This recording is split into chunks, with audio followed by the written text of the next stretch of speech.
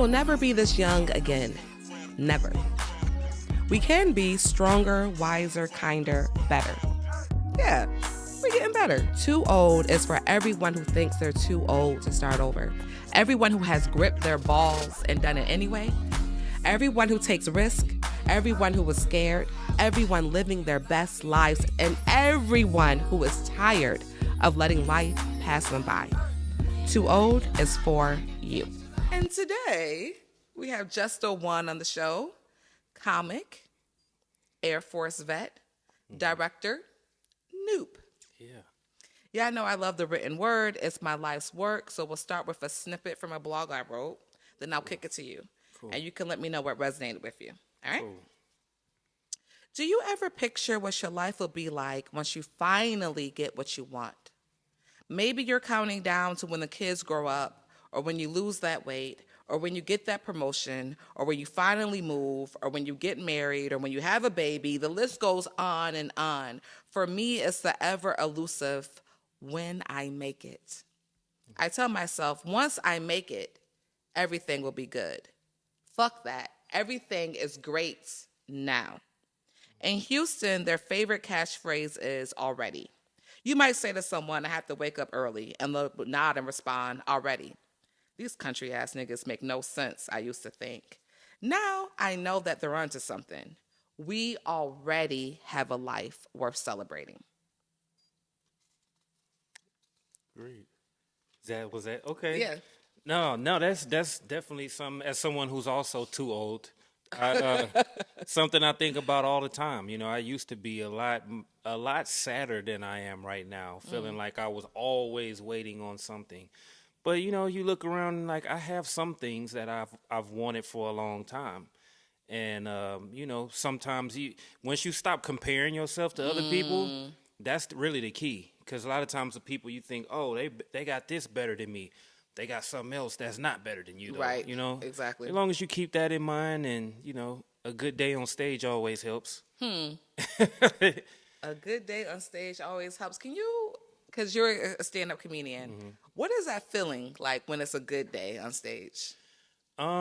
It feels like, you know, I'm just in control. Like I'm who I want to be. I'm as dope as I want to be and everything. Like I'm living my dream, whatever, for that moment. You know, even though it didn't come with $1 million yet, still I'm doing that thing that could make it happen.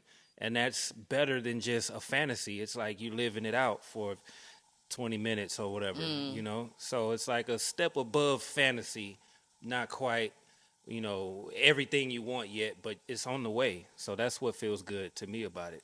What brought you to the stage? So I did theater when I was at TSU. A theater nerd. Tell me more. Yeah, I wouldn't say nerd, but but I did theater for a couple years at TSU. And I liked being on stage, but I wanted to say what I wanted to say. You know what I mean? I was looking at the script like, this is cool. I could have wrote something that would have been might have hit a little harder right here when I said that, you know? So, but I didn't stick with it. I really wanted to do film, but I ended up making some bad decisions and going to the military. And then when I came home, it was kind of like I didn't know what I wanted to do. But I got to do something creative. At first, it was music, and I was like, yeah, this ain't really working. I'm too out of touch. I'm not like, you know, I've been out of the hood too long. I can't rap no more. Silence. I can't rap no more because of the content. But Alicia Stevens had an open mic. I know her from high school, and we also did theater in high school. So when I went to the open mic, you know, it was just easy for me. I felt like I had an advantage over other people who was only doing it who were only being on stage for the first time. And my good friend Ray, etc., that was his first time on stage. At Alicia's open mic? Yeah, I believe. Oh, wow. Now, don't quote me on that, but I think so. And so, you know, and then like several months later, because I really didn't take it serious right then. To me, it was like a hobby, like going to do karaoke or something. And shit, these karaoke motherfuckers are quite serious, but go on. Some of them, some of them. But I looked at it as I looked at it as just fun. And then I look up several months later, and Ray is like doing shows and making his own open mic, and I was like, huh. So I'm just popping out all the time to support him at first. And he would always ask me, "You going up? You going up? You going up?" Because he had seen me do it before. And other people at the open mic weren't so good, and now he has his own open mic. He wants it to be entertaining, right? So anybody who's good, he's like, "Come on, come on." So just that encouragement, I was like, it's the first time somebody's asking me to do something. And I just had my son, and I wasn't with his mom, and I was kind of unhappy about how things are going.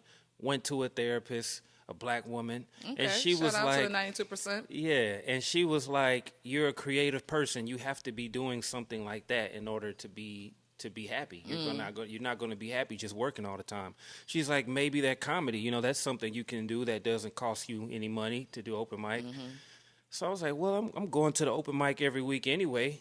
I just start going up," and I always got laughs, and people always ask me, "You going up again? You going up again?" So it just start thinking maybe this could be the thing that gets me where I want to go. So, Shout out to Alicia and Ray for providing those platforms and outlets. yeah, for sure. And Leroy the Third too. He's had another legit. open mic that I went to a couple times before I said I'm gonna do this. So yeah, and the good feedback that I got made me feel like this is different than anything I've gotten before. People told me I was good at stuff, but it's different when they're like anxious to see you and, "Hey, you're going up," or, "Hey, you're going." It's like, I didn't even write anything for today, but and I didn't want to go up if I didn't have something new that I wrote. Yeah. That was me. But they was like, "Man, say the same stuff. We don't care. Like, just do something. Like, we want to see you." And I'm like, wow, that's different. I've never experienced that before. So, How would you describe your comedic style? oh, I'm still figuring it out, honestly. I don't know if I have a style, but it's like I like to think that it's a little unpredictable. I try to take my, I'm an only child. I didn't grow up with a lot of back and forth banter, Yeah. So I try to Yeah. take my alone thoughts and I want to share it and see what people think about it, and then explain to you the logic behind it. Yeah. So that you can follow along with me, and then, throw some punchlines in along the way. But that's the fun thing for me, is like sharing my thoughts that I never usually share, and, having people agree with me. And like, yeah, I think that too, or I see it that way too. So, that's what I get out of it. Okay. So I want to unpack something, because you said a lot in regards to going to the military, the Air Force. Did you see combat? No. Okay, thank God for that. Yeah. And then you said that you weren't rapping anymore because you felt disconnected not being Yeah. in the hood, right? Yeah. So, dare I ask, what kind of black man are you? Like, how do you see yourself? I feel like, I don't know, I look at life, how like in the Boy Scouts or something, they got that vest with like all the patches that say you did a lot of different stuff. Yeah. I feel like I have a lot of different patches. You know what I mean? Like a degree, military service, Letters. clean criminal record. You know what I'm saying? Like I have all these patches, and it's cool, and I'm just trying to make sense of it. I don't really feel like it's about being You in think like. you got a hood patch too? Yeah, I do. I didn't earn it till a little bit later, a few Okay. years after my friends. Yeah. Because I had friends who was like, gang banging and all drug dealing like in middle school. And at that point, I was just on a roll student playing basketball or whatever. But like, I'd say around 19, 20, I wanted some money. You know what I Yeah. mean? I wanted something in my pocket, because you was like, we grown now. Like, this just going to school thing ain't.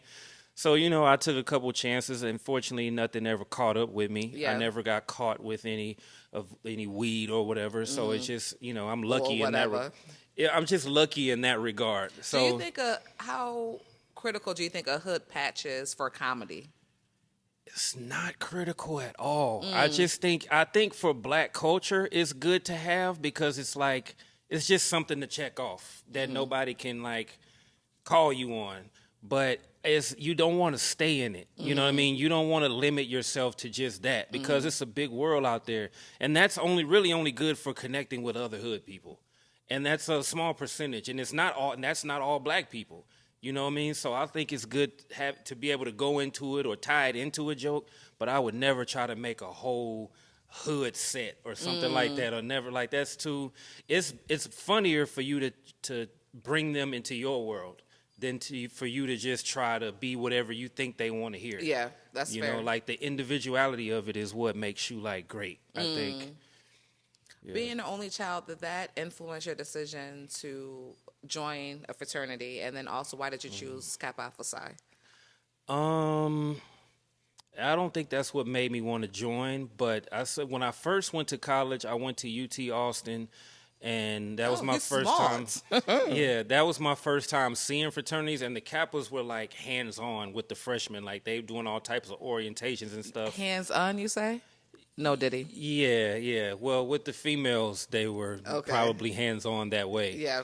And they were well dressed. They were throwing the parties. They were the ones doing that stuff there. Mm-hmm. And then the Omegas, they were the football players. Mm-hmm. I wasn't one of them. Mm-hmm. And I didn't even see the other guys. Not the other guys. But I didn't stay at UT long, coming from like a hood high school going there. I really wasn't prepared at all. Yeah. Like I had the GPA, but I got there. I was like, I didn't even know how to write a paper when I first got to college. So I ended up not staying there. I came to TSU. And those Kappas, they were like the opposite. They were really hood there. Like the ones in Austin were like metrosexual. Damn near. Yeah. And so I was like, okay, it's a little too, It's like y'all dress nice, pretty. but a little too nice. Yeah, You know what yeah. I'm saying? And then you get to TSU, and it's like they was like a gang for real. Like they didn't dress. They roll the dice? They didn't dress preppy at all. Like they was like, sleeveless shirts, tattoos, grills, chains. It was like, okay, I feel y'all, but I don't know. I don't want to get beat up. Y'all gonna jump me in or something? I don't know.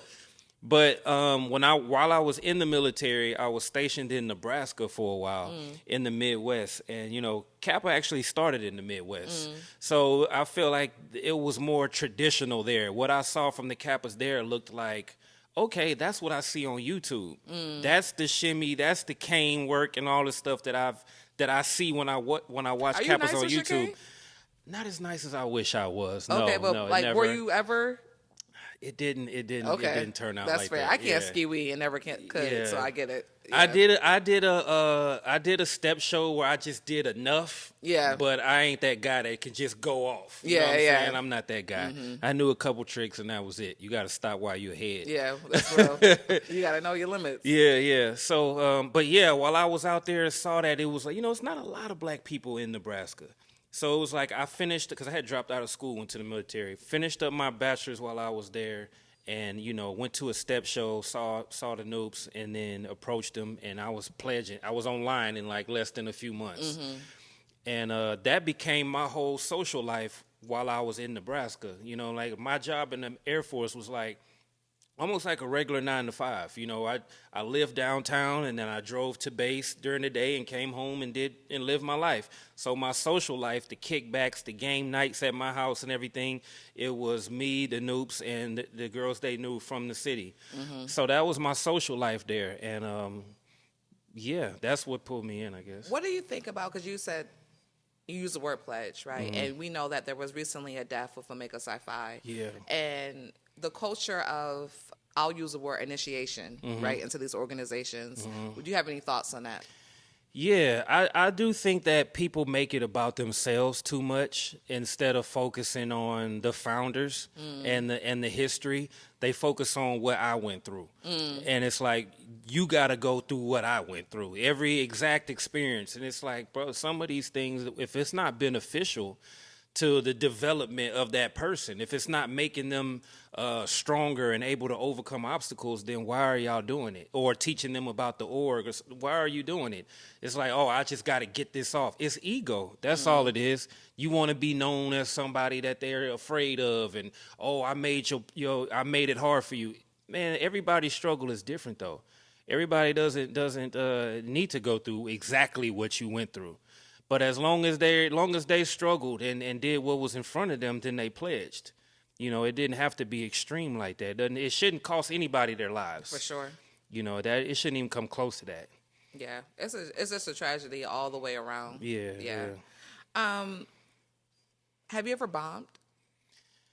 Yeah. So for me, bombing is just like silence. I've never been like booed. Yeah. Or booed off Not stage. even at Leroy's, right? No. So back then, like when I first started off at Leroy's, I didn't really have a lot of jokes. I was a roaster. Like that was my thing. I get on stage hoping somebody say something to me. And I was just like, but my roasting was really mean. You know what I mean? I wasn't keeping it comedy enough. It was like, I'm trying to tear you down, make you not want to talk to me no more. You got shot at a few times. Huh? You got shot at a few times? Shot what? Shot at. Oh, every now and then you'll hear somebody talking something from the audience, and it's just like, oh, you think I was anxious for that more so than I was telling the joke. Yeah. So, no, I never had a real issue with like the hecklers or whatnot. But, so after you establish that respect of don't mess with me, now everybody's quiet listening. Now what you got? You know what I mean? So it's like I've had days where it was too quiet for my liking. And then, and that makes me feel bad. You know what I'm saying? I feel like I didn't do my job if I didn't get no laughs. So to me, that's bombing, and that's happened, a handful of times. But it's it's not the majority by far. You know what I'm saying? And it's a part of the process. Yeah, you have to try stuff. You gotta mess up to know, like, okay, why was that like that? Like for example, I did an open mic the other night. Rambo, he just opened up. I saw that. Yeah, he just started. It was good. It was good. It was hood. You know what I mean? It was hood. And so when I walked in, there's like a picture of a guy here, like a billboard cutout. I thought he was a promoter, right? Okay. But I got there late. They had already talked about who he was. I didn't know. So I got there late, got right on stage, and I'm like, who is this guy up here? I'm thinking y'all got his cutout out here like he died or something. Like we had a repass. Yeah. Turns out he did die. And he was somebody that they and he was somebody that they all knew and loved. Like, oh, he was the realest ever. And that was like, so, but I still didn't bomb. I still got it back, but it's like it was an uphill battle from there. Yeah. Because I got right on stage and did that. Yeah. And but that's one of those learning things. It's like I have enough experience to turn it down where it wasn't a whole bad set, but it was still a lesson like, yeah, don't do that again. Good thing that was just an open mic, what I mean? But still, it's like, those are the little things you learn and what to do, what not to do. Any advice for new comics? Or would be like your top tips for them? Well, the main thing I wish, if I could go back and tell myself something the first year, it would be that being funny for 5 minutes and being funny for 45 minutes is two completely different things. Because starting off, I was cocky because I could go up for 5 minutes, get big laughs, and then I'm done. But again, I didn't have a lot of material. If I would have, in my mind, I checked it off. I can do this. I got this. You hear that laugh? I'm funny. But if somebody would have threw me up as a headliner, I'd have probably drowned up there. You know what I mean? So if I'd have known that the timing, that how long you can be funny is almost more important than how big of a laugh you can get. Because if you just get one big laugh and then you're dry for 30 minutes, what are they going to remember? Are they even going to remember that first big laugh? Right. So your first impression is important and the last one is important before you get off the stage. And then how long you can be funny during that time is what matters. That's really what makes us comedians. It's like, anyone can make their friends laugh in conversation. They're your friends. Y'all should have the similar sense of humor. Same thing with family, a random comment at work, whatever. That's nothing. You got help. You're building off something and nobody expected it. So you have the element of surprise on your side. So people think, oh, I can be a comedian because of that. No. It's completely different when you're in a room in front of strangers and it's like right now, on cue. Ain't nobody helping you. And you got to go until it's time for you to get off the stage. You know what I mean? You got to have enough material to fill up that time. And I think that's the main thing a new person needs to know is that, like, yeah, you're going to be standing up there on an island, and it's a performance. It's really more public speaking than it is joking with your friends, So that's what I would say. So get as much time as you can on stage. When I started off, I used to just go to a couple open mics, Ray and Leroy. That was it. Because I liked how I got treated when I went there. When I walked in, it was like, hey, Justo. And I liked that. It was like cheers. Yeah. I never had a desire to go to the white clubs. You know what I mean? Because I didn't get the one time I went, they was acting like, who are you? We never saw you. And I was like, you know what? I don't need this. Y'all suck anyway. Facts. So, but if I could go back, I kind of wish I would have put that time in there then, because now I would be on all their little showcases and whatnot. So, or maybe not. Yeah, you never know. That's maybe I'd have pissed conversation. somebody off and they Exactly. would have, you never know. So yeah. Something I realized recently about you, and I hope you don't mind me saying this, is that you're shy. Yeah. Yeah, I would say introverted. I do know I'm how a grown to. ass man, bitch. I'm not shy. Yeah, no, Yeah. I know how to perform, but on a regular basis, I'm just not the most talkative person. It's like I like talking when I have something to say.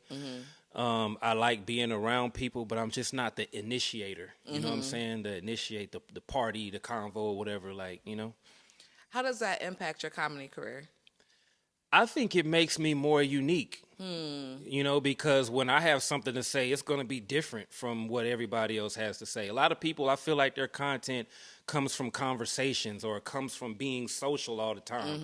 And they're like, hey, everybody's, and then they end up talking about what everybody else is talking about.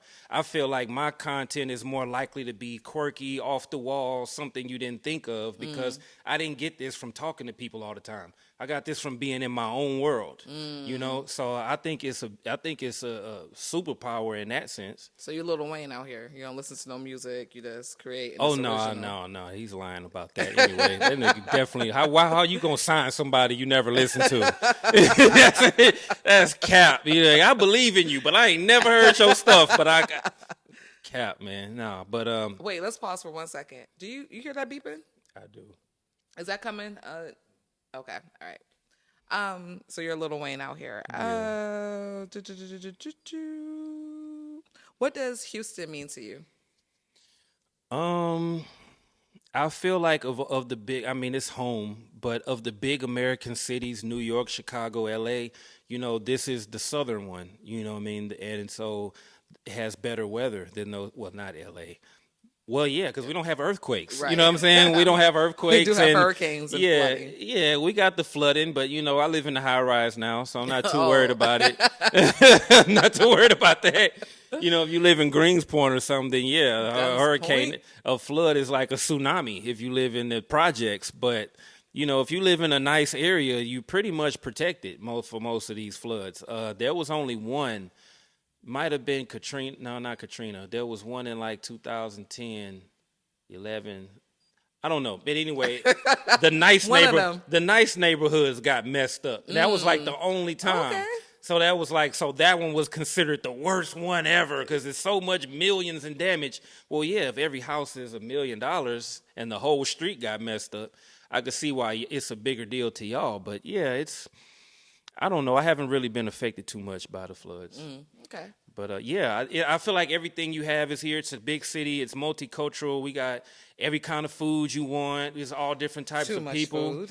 Yeah. So, you know, anything you want to do is here. And I like that, you know.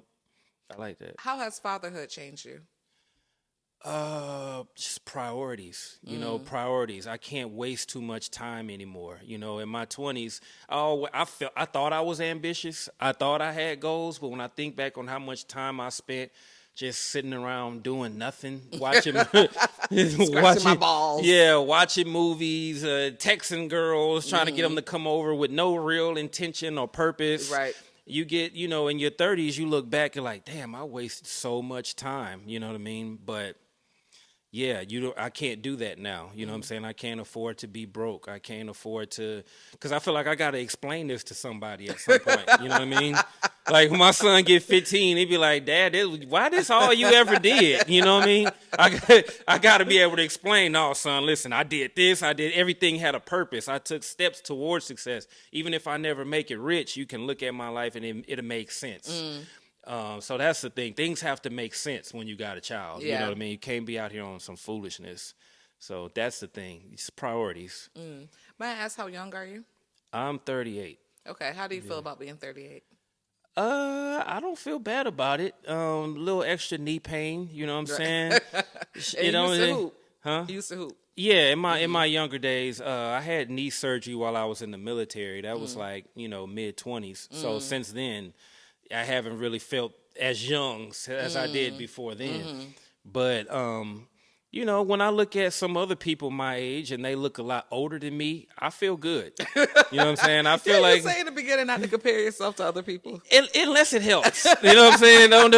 Don't let it make you feel bad. You know what I mean? But if it makes you feel good, then use it. You know what I'm saying? Yeah. So yeah, I think it's okay. It's better to stay alive than not to. You know what I mean? Right. Yeah. I'm definitely happy I didn't like have my son as a teenager or something like too young, because then I wouldn't have had the freedom to do as many things as I did. So yeah, I'm happy with how things are going. All you Yeah. got to do now is just, like you said, make it. And then I feel like once you do that, everything that happened before it will be justified, validated. What does making it look like for you? Just doing what I love for a living, being able to take my family, my son, wherever I want to take him, having the time to play ball with him or whatever during the day. Yeah, because I've made good money before and not had time to do that. And so I'm like, yeah, this ain't making it. You know what I'm saying? Everybody so time thinks freedom is really the big thing for you. for sure, for sure. Like you could make six figures, and if I don't have time to go to my son's basketball game, I'm not happy. Like what is the point? What am I doing it for? I'm paying for a life for their enjoyment, but I'm sure they want me there too. So Or maybe not. he does. I'm messing He with does. you. Yeah. But no, it's time and money together. To me, that's making it. And where there's no scarcity at all. You know what I mean? You're not worried about either one of these two things running out. That's making it. Yeah. I feel that. So your hat. So this is giving me WD Farad vibes. This is giving Nation Bean Pie. Talk to me. So there's a guy that I follow on Instagram named 19 Keys. He grew up in the Nation. He's not maybe active in it anymore, but he's still a champion for like the teaching and the principles. And he makes these hats. They're called the Crowns brand. And so yeah, I was like, gotta have it. You know what I mean? So yeah, that's why. Because I'm a hat person anyway, obviously. So yeah, that's one of the things when I look at like Elijah Muhammad and the hat, the crown that he used to wear. It's like you don't really see black men in America wearing that. You know what I mean? Like even though we say, oh, we come from kings and all that, we be talking about Africa. It's like you look at us now. Are we really representing that? Are we really that? So when I looked at, Elijah Muhammad and saw that, I was like, okay, that man is like a king right here. He got his security with him. He got the discipline and everything. It's like, man. So, yeah, it definitely inspired me. How were you exposed to him, though? So while I was in the military, my politics changed quite a bit. I went from patriotic to I don't know if I'm on the right side of things or not. And that was the most time I've ever spent around white people. And I definitely, that'll do it to yeah, that definitely had me feeling like, there's something about these people that's different. And I don't understand their motives. I don't understand the politics, their approach to religion. They claim Christianity, they claim Jesus, but it's like, do y'all can't really believe that, and you over there bombing the hell out of somebody with no remorse, right? Just because, and then at the same time, Trayvon Martin and our people who look like us is getting killed over here. Y'all ain't got no remorse for them either, right? So what is y'all real use for this? It's almost like your religion is weaponized against everyone else. And I couldn't get it. So, but at the same time, while I'm in the military still, I got to go to work every day. So it wasn't until I got out and I came home, it's like I just went down rabbit hole after rabbit hole, reading book after book, YouTube video after YouTube video of different black scholars and preachers explaining things that, in ways that I never heard before. And I never really gave up on the Bible. But I wasn't really interested in church because I felt like growing up, I was so into church, and it's like, how did I still not know this? There must be some answers about what's going on in the world that somebody's explaining that I didn't get at my church. So I just started looking for different types of people, different types of speakers, and I saw this lecture from the Honorable Minister Farrakhan about the 4 Jesuses, and I was like, 4? What? So that just intrigued me. And as I'm listening to him explain things like how black people are being crucified here, and how our hands and feet being nailed because we can't go anywhere. We don't work for ourselves. We only work for them. Crown of thorns on our head is like an education that we have, but we don't know how to use it for ourselves, only how to work for them. Like all of these analogies he broke down, I was just mesmerized. And before I knew it, I was listening to him every day, and I was like, I wish I knew him growing up. And because he just taught about everything from politics to race to relationships to health to all these different things. And I was like, man, why don't we learn all of this when I was growing up? Like, all I learned was you get baptized, you saved. That's it. Let's go eat some pork chops and whatever else. Chops. You know what I'm saying? People are leg getting cut off in church because it's like, yeah, we just believe and sing. But it's like, what else is there? So, yeah, that curiosity led me there. And my first year in the nation, I got suspended from the mosque for conceiving my son out of wedlock. And while I was on that suspension, I was in a really dark, sad place. And that's when I started leaning towards comedy as like my place, my safe spot. You know what I mean? Never got back to that, perfect Muslim thing that I maybe should have aspired to be. But I kind of, the teachings were still on my mind, but then this comedy thing was like, I don't know. I just kind of started finding my own way. But I don't really talk about it a lot because, like I was telling you off camera, I don't want to be a bad representation of something that so many people know very little about. All they know is what they've seen in a movie or something, right? So that's If their they know whole, that. and then they can't wrap their minds around the fact that movies ain't real. All right, this is written by somebody who's like anti-nation, right? And they're putting their sentiments in there and you're buying it. So a lot of people already have a negative connotation. And in comedy, I feel like I need the freedom to say whatever, do whatever until I find my niche. And I would hate to be a bad representation of something that's so great to me. Yeah. So I just don't talk about it. No, and I appreciate you making an exception. And it was important for me to ask these questions because I'm a follower of Christ and I'm pretty vocal about that. And so typically a lot of my guests are, and we'll talk about how do you reconcile your faith while being in these secular industries. And I felt it important to talk about the same thing with a different faith system, right? Yeah. And then being from Rochester, New York, most people who are from up north, in particular in our age group, like we were heavily influenced by the nation. I remember getting jumped, and the people who came outside to break it up were brothers from the mosque. You know what I mean? I've been to the mosque, How to Eat to Live, like all these different things were just kind of a part of the culture. So that's why I could see that pinpointed, right? Yeah. And it was for me, all of my experiences with the nation have been positive. So I just wanted to speak to that as well. Yeah. Yeah. And then another thing I look at it too, like with having faith and still trying to be an entertainer, somebody's going to be this famous entertainer. Why not somebody who could tie in the morals that you have? You know what I mean? Even if you're not perfect all the time, the fact that you can bring it in there, you might say something that'll stick with someone. Right. I do feel like, you can't underestimate the audience's intelligence. Sometimes they can tell the difference between what's just a joke and what meant something. You can be on, if you was on stage 30 minutes and 25 of it was ignorance, but in 5 minutes you said something that stuck with somebody, they still take that. You know what I mean? They still take that principle or whatever it was. So yeah. Yeah. And that's why, for better or for worse, that's why I started, if it's my own show, it's my production, like you were saying again, like being able to have ownership, that I'm going to end my show in prayer, And I used to have that same thought, like, well, am I going to seem like a hypocrite? Is going to turn people away from Christ, whatever? That's not for me to decide. Like, I'm just being my full self. Yeah. Yeah, for sure. And honestly, if you try to portray yourself as too perfect, people won't believe it. And they'll start looking for flaws. I know something. I don't trust them. I don't know why people are like that in this world. It's like, you too perfect, it's a bad thing. They want to see flaws. So it's like maybe us being ourselves with this comedy will prevent people from thinking we're fake. Somehow, I don't know. And there's that. We like to ask our guests, what's something you're too old for?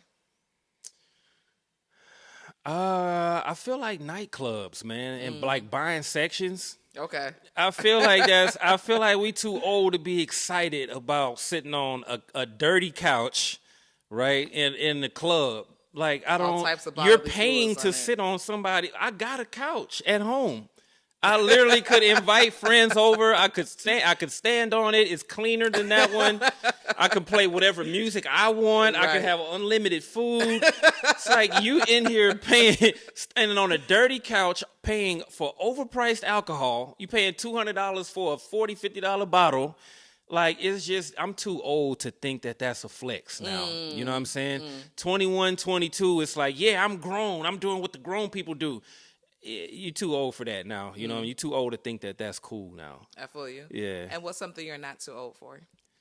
You're never too old to chase your dreams. You know, I feel like that's what keeps me young, is having something that, something out of the ordinary that I'm always pushing for, always trying to be better, you know, working out, even though I may stop for a few months and then come back for a few months. But the fact that I can always do something that, you know, most people don't do at my age. I haven't given up. I haven't let myself go. I haven't given up on my goals. I still get back at it. So yeah, you're never too old to improve. You're never too old to chase what you want to be or try to make yourself into what you want to be. Yeah. I think that's a great note to end on. We're going to put Justo.Won's handles in the description box so you can find him. We're also going to put the link for these emails so you can get them directly to you if you want some funny encouragement. Thank you so much for being here. Thank you for having me. All right, we love y'all. God bless.